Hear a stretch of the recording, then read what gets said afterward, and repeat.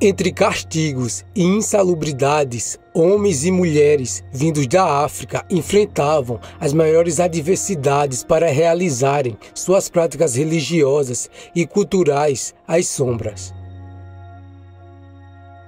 Negras mulheres, suspendendo as tetas negras. Magras crianças, cujas bocas pretas regam o sangue das mães.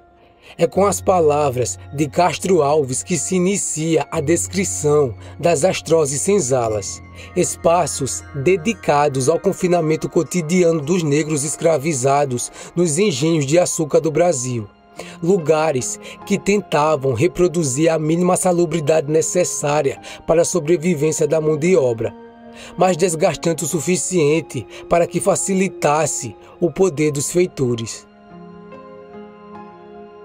Para começar, esqueça a imagem clássica das senzalas turísticas. Debaixo da Casa Grande havia um local de confinamento especial, quase que de castigo, mas a grande massa de escravizados ficavam em edificações diferentes e minimamente distanciadas da casa do colonizador.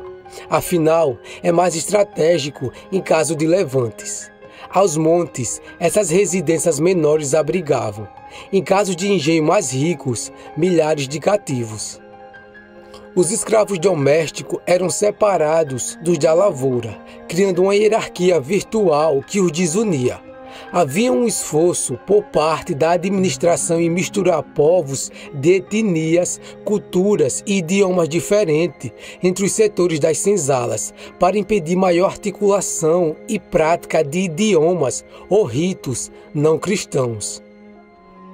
Porém, o fato é que existem muitas dificuldades em compreender as condições de vida cotidiana dos homens e mulheres das senzalas, o que envolve lacunas que normalmente são superadas pela arqueologia.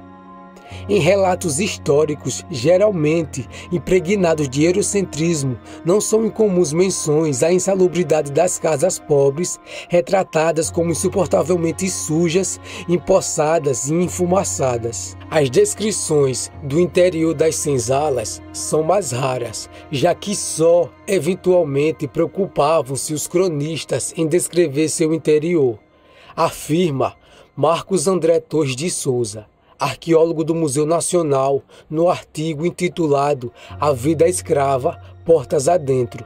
Uma excursão às senzalas, o engenho de São Joaquim, Goiás, no século XIX. Nos poucos relatos escritos sobre senzalas no século XIX, o jornalista francês Charles Riberoles trouxe uma impressão pouco surpreendente. Os locais eram marcados por falta de higiene e marcados por infecções e insalubridades. Porém, tudo isso era de alguma maneira contornado pelos habitantes, que, sendo seres humanos, cuidavam da saúde e realizavam práticas culturais na medida em que conseguiam, resistindo assim à vida cativa. Os itens de mobiliário são raros, lembra Souza, mas muitos objetos encontrados em sítios coloniais provam que os escravizados nunca deixaram de coexistirem com atividades de cunho cotidiano e até religioso de matrizes africanas.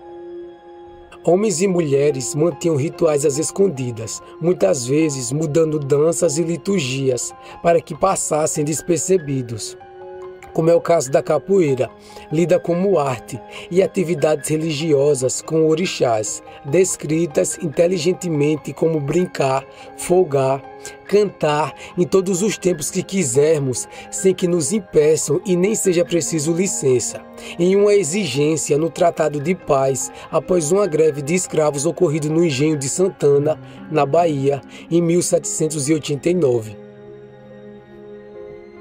As senzalas costumavam ser ambientes sem janelas ou camas. Os escravos dormiam no chão de terra ou em esteira de tábua. Por isso, costumava-se acender uma fogueira no seu interior para aquecimento e iluminação. Pela falta de cômodos, pouca privacidade, havia muitas das vezes momentos íntimos e relações sexuais ocorriam em meio à multidão confinada. O mais próximo de um banheiro que havia era uma latrina no fundo do barracão, o que fazia o interior ter um cheiro desconfortável. Era realizada, em geral, uma refeição por dia com comida suficiente para uma boa nutrição. Normalmente, os escravos comiam o resto. A carne era rara e também tornou-se corriqueiro que, recebida a ração, ela passava novamente por um processo de cozinhamento no papelão manipulado por escravas para que se tornasse mais tragável. A falta de condições saudáveis era uma estratégia de dominação das pessoas que eram maioria nos engenhos, o que somava ao medo, pois na frente das senzalas sempre havia uma equipe bem armada de feitores fazendo guarda.